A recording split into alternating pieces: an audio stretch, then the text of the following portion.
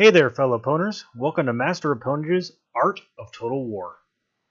Today we're going to be talking about the greatest stone slingers in the world, Onagers and Lithobolos. As always, we're going to get started with the strengths and work our way into the weaknesses. So let's go ahead and get started, guys. It's hard to believe, but there actually are a lot of strengths. It feels like there's not. When you're actually playing with them, it feels like you're always on the downside of some kind of battle. The first strength is the biggest strength, and that's manual fire. All you have to do is click Alt, and then you're in manual fire mode, right click on the ground, and you're shooting. That leads to the next strength, which is hitting enemies in the fog of war. Shooting into the fog of war is the #1 asset you have as an artilleryman. You should not wait to shoot until you see the enemy. I'll go into really big detail into this into the tactics videos later on, but just know that you should never wait to fire on the enemy until you see them. You should be helping your friends discover where the enemies are at by shooting into the fog of war using little hints that'll get to in the tactic.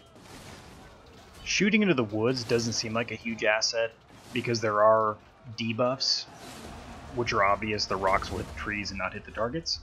But when compared to other artillery, it is much better at it than all of the other ones. So keep that in mind. If you're on a wooded map, use your artillery that can lob stones, not artillery that shoots bolts. Another important note is that stones roll, guys. And when they roll, they do damage. So if you're shooting on top of a hill, watch for two things. One, your own troops that they might roll into, and two, the ability to roll those stones into troops below the troops that you're already shooting at. So just keep that in mind, guys. Very effective, and it does do a massive amount of damage that just accrues over time, and it weakens the enemy. Similar to the way that archers are able to shoot over things, so are onagers and Lithobolos. You're able to, because of that high angle of fire, you're able to shoot things that are out of normal sight, which is a pretty big advantage. And for the last strength, and this is an obvious one, guys, shooting into grouped enemies is easy and gets you lots of kills when you throw big rocks at them. Like I said, lots and lots of strengths, but now let's talk about the weaknesses, because they do have them. The very first big weakness is the most obvious one, especially if you've already watched the strength and weakness video for Cavalry, and that's Cavalry. You have no real defense against Cavalry, guys, so make sure somebody's protecting you, or you're not using only artillery. You have something to defend yourself with. And that segues us perfectly to the next one. Don't let enemies get too close to you. Whether or not it's archers, cavalry archers, javelin cavalry, or just swordsmen.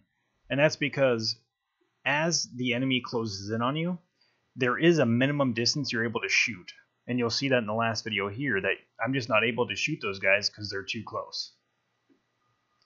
This is a fairly obvious one, guys, but it does need to be said. And that's the slow-moving projectiles. When compared to other artillery, Lithobolos and onagers shoot very, very slowly.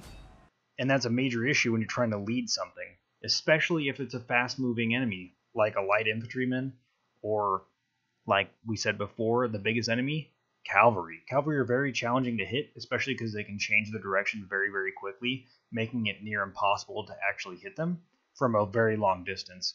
Another thing to watch out for is friendly fire because of this. Anticipate where your friends will be.